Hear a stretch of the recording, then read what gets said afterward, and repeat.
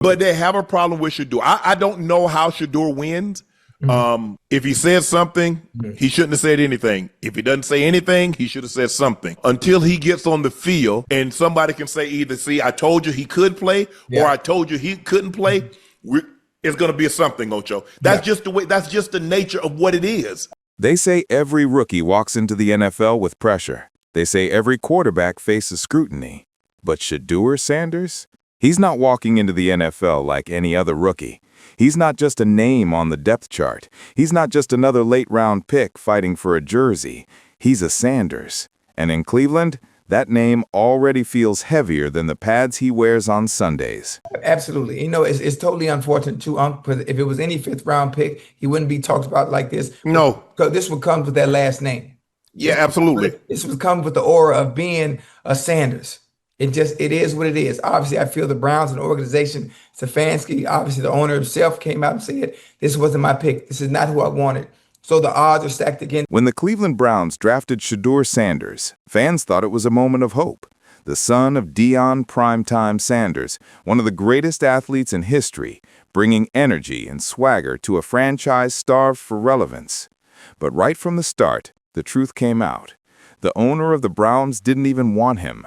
Imagine being drafted to a team where the very person signing the checks, the man at the very top, looks at you and says, "This wasn't my pick. This is not who I wanted."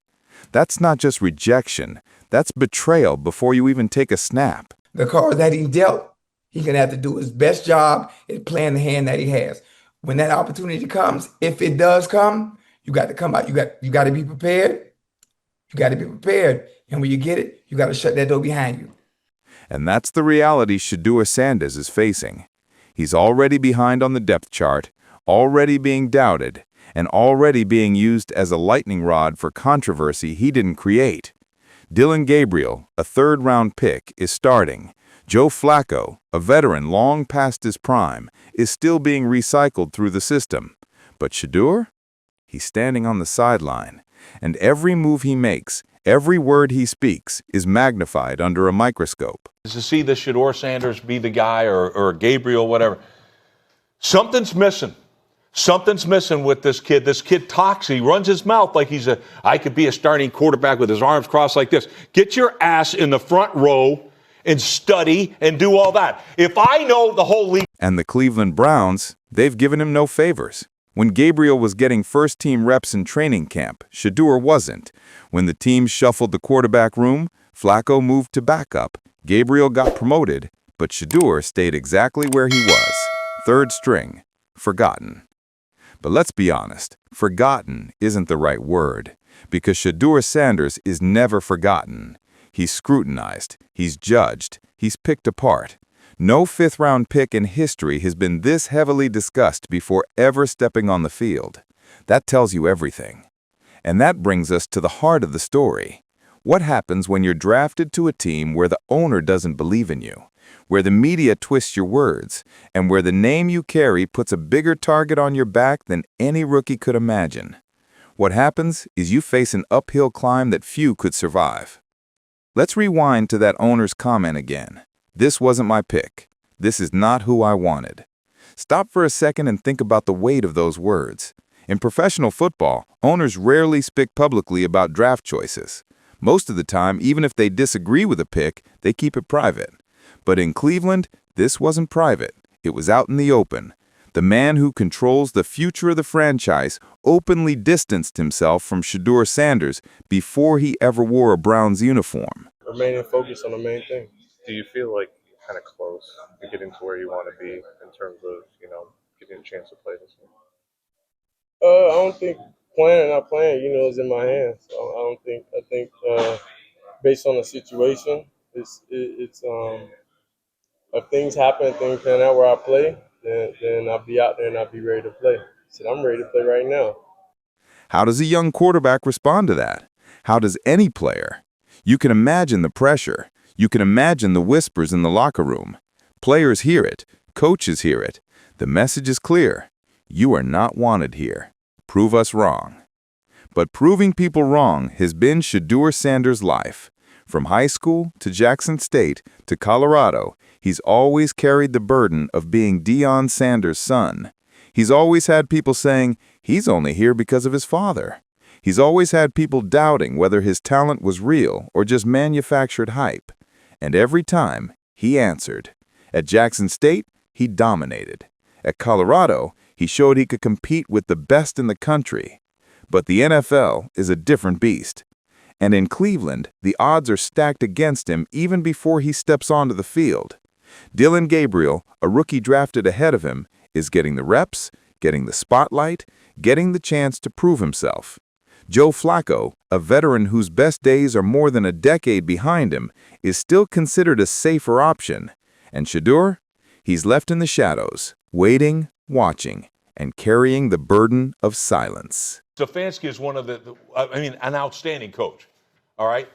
But why the hell isn't he putting Shedeur Sanders? We're all waiting to see this Shedeur Sanders be the guy or Gabriel, whatever. Just get your ass in the front row and study and do all that. If I know, the whole league knows.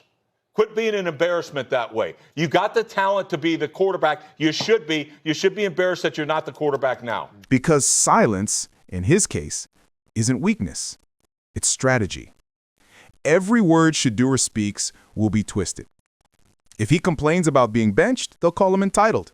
If he says he's fine with it, they'll call him soft. If he says nothing, they'll say he's hiding. That's the trap he's in. So he stays quiet. He lets his preparation speak. He waits for the moment the Browns have no choice but to give him the ball. But here's the question. Will that moment ever come? Let's look at the Browns situation. Dillon Gabriel is now QB1. If he struggles, the logical move would be to turn to Joe Flacco, not Shedeur. That's how the depth chart has been built. Which means Shedeur's opportunity may not come until both of them fail. And by then, the season might already be lost. That's the cruel reality of this setup. And yet, fans are watching. The media is watching.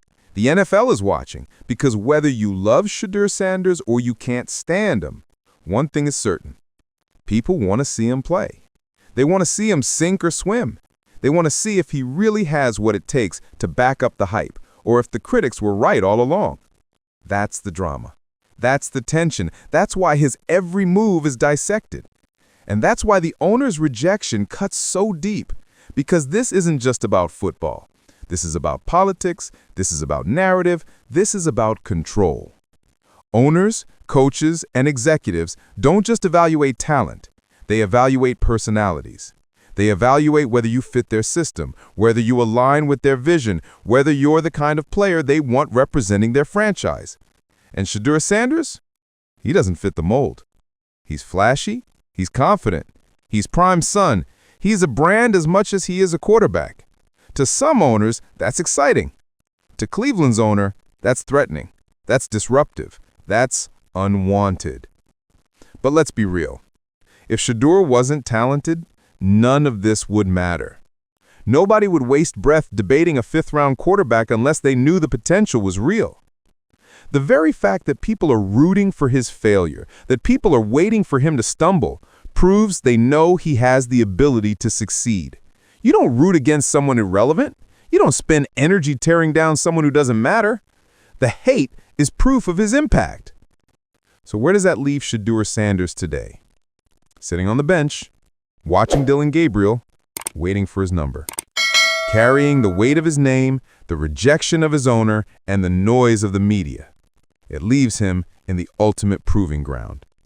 Because when his chance comes, and make no mistake, it will come, the spotlight will be blinding.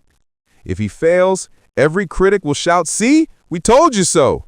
But if he succeeds, if he takes the field and proves he belongs, then the entire narrative flips. Then the owner's rejection becomes an embarrassment. Then the critics are exposed. Then the Sanders name grows even louder. And maybe, just maybe, that's why the pressure is so intense. Because the people who doubt him aren't just scared he'll fail. They're scared he'll succeed. They're scared he'll prove them wrong. So here's the bottom line. Shedeur Sanders is not just fighting for a roster spot. He's not just fighting for a quarterback job, he's fighting for respect. He's fighting for his name. He's fighting to prove that he's more than his father's son, more than a fifth-round pick, more than the doubts stacked against him. He's fighting to prove he belongs.